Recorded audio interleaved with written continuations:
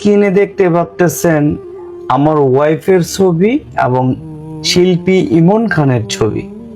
কেন দিলাম ভাই, কিছুদিন আগে মহিমা আমার বাড়ি থেকে যাওয়ার আগে শিল্পী ইমন খান আর্জেন্টিনার খেলার যখন শেষ খেলাটা যখন সেমিফাইনালে উঠে, ওই দিন আমাদের এখানে শিল্পী ইমন খান আসছিল।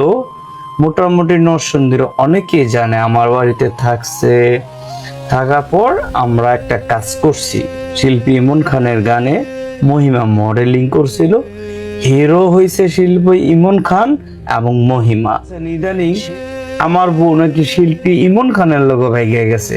আরে ভাই, শিল্পী ইমন খানের সাথে পালিয়ে গেছেন মহিমা, এমনটাই বললেন এবার মহিমার স্বামী ইলিয়াস লাইভে এসে বললেন, আমার বউ মহিমা শিল্পী ইমন খানের সাথে পালিয়ে গিয়েছে। কয়দিন আগে একটা মিউজিক ভিডিও করেছিলাম তার সাথে, আর তখন মহিমা ইমরান নায়িকা হয়েছিল, আর তখন থেকে তাদের মাঝে সম্পর্ক হয়। আর সেই সম্পর্কের খাতিরে মহিমা ইমরানের সাথে পালিয়ে যায়।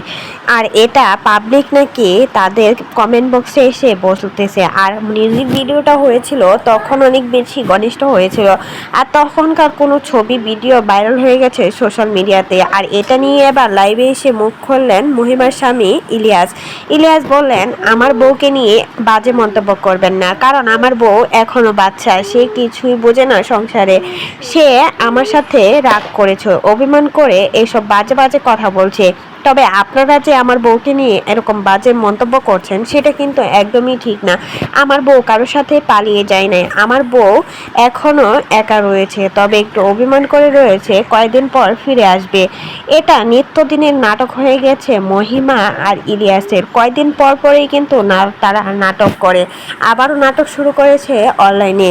আসলে মহিমা রাগ করে চলে গিয়েছে দুই বাচ্চাকে ফেলে, বলেছে ইলিয়াসের সংসার নাকি সে আর কখনো করবে না, কারণ ইলিয়াস তাকে সবসময় সন্দেহ করে।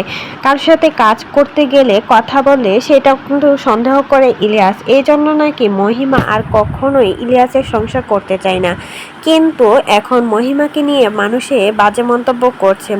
মহিমা নাকি ইলিয়াসকে রেখে দুই বাচ্চা রেখে ইমরানের সাথে পালিয়ে গেছে। তবে এই কথাটা কিন্তু একদমই সত্য না, সেটা কিন্তু তার স্বামী এবার লাইভে এসে ক্লিয়ার করে দিলেন সবাইকে। তো এই বিষয়ে কোনো মতামত থাকলে সেটা অবশ্যই জানাবেন।